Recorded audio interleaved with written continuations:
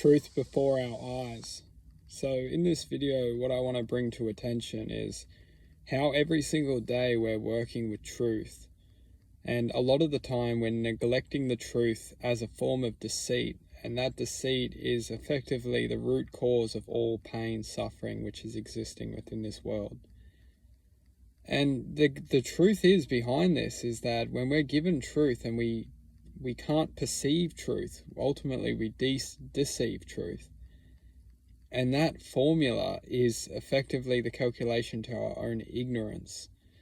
And it's difficult because what this world does is it creates scenarios and places us in scenarios, and through programming, perceptual programming, we choose not to accept the truth, and we choose it via a means of ultimately judgment. And it's judgment, really. It really boils down to judgment. For some reason we judge, which can't, it's almost like judging is effectively,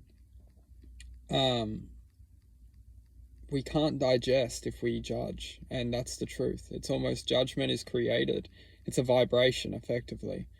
Judgment, we cast an energy which effectively entangles the essence of which we naturally need to accept and digest and process and work with this essence. And what happens is when we cast our judgment, we essentially are interrupted via the natural process of moving forward.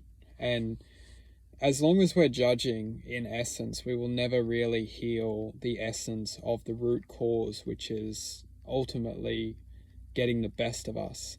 And we're not taught this, we're taught to justify, and this is ultimately ignorance, because the truth being is that when we accept, just acceptance, and acceptance is beautiful because it's presence. Acceptance is natural presence.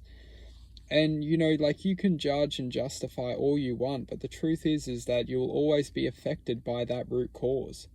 And that root cause is never being digested and analyzed and processed the way it should be without the judgment.